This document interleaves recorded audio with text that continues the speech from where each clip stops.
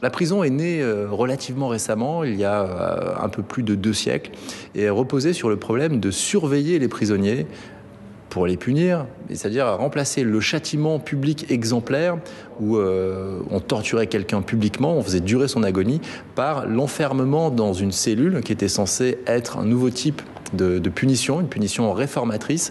Et pour réformer quelqu'un, pour le discipliner, il faut, dit Michel Foucault, le surveiller. Et ce sont donc ceux qui ont voulu réformer les châtiments inhumains qui ont inventé la prison. Et, proposition très étonnante, la prison était inventée pour des raisons humanitaires, en tout cas au début.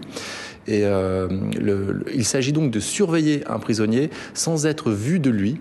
Pour le regard le plus efficace, c'est trouver le point d'où vous pouvez surveiller le plus de monde possible sans être vu par eux. C'est ce que Jeremy Bentham a appelé un panoptique. Un panoptique, qu'est-ce que c'est ? La forme idéale, c'est le cercle. Pourquoi ? Quand vous êtes au centre d'un cercle, c'est là que vous avez le meilleur point de vue sur tout ce qui vous entoure. Vous voyez cet extrait de Orange Mécanique. Après un procès avec juge et juré, et de bien dures injures à l'adresse de votre humble narrateur, votre ami fut condamné à 14 ans de prison au Staja numéro 84F. Et vous avez vu, c'est une structure, ça ressemble à une roue vue de haut, c'est-à-dire qu'il y a un centre, et de ce centre rayonnent des bâtiments. Pourquoi ? Le centre du cercle, c'est le point de surveillance maximale, et il s'agit d'être efficace dans cette structure de surveillance.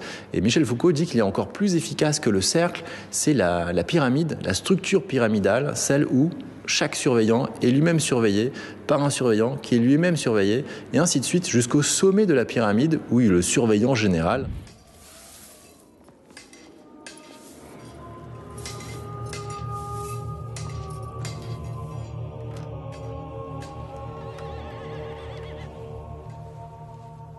Vous voyez cette abbaye dont le nom de la rose, c'est une structure de surveillance. Pourquoi ? Il y a des fenêtres et des points d'où certains peuvent voir sans être vus, mais les surveillants sont toujours surveillés puisqu'ils sont toujours, puisque ce sont des moines, sous l'œil de Dieu.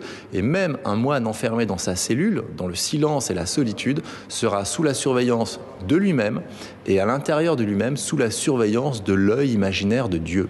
Alors cette structure monacale, nous dit Foucault, c'est diffusé dans toutes les institutions sociales, par exemple les écoles, les hôpitaux, évidemment les hôpitaux psychiatriques et également les prisons, ce qui fait que vous pouvez trouver des similarités de structure entre toutes ces institutions. Vous voyez cet extrait de Vol au-dessus d'un nid de coucou.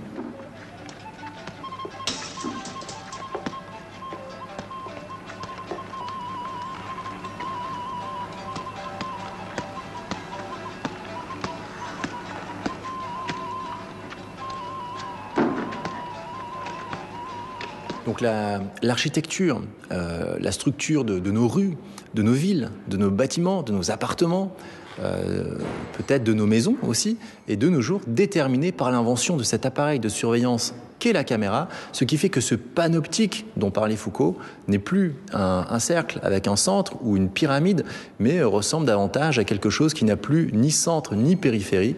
Et si vous regardez bien chez vous, quel est l'appareil qui peut-être vous surveille sans que vous vous en aperceviez, c'est votre télévision, si vous en avez une, puisque quand vous regardez la télévision, c'est mesuré, c'est surveillé. On vous propose également de participer. Ça sert à quoi ? À vous fixer chez vous. Finalement, c'est une sorte de cellule. On s'assure de votre présence grâce au poste de télévision.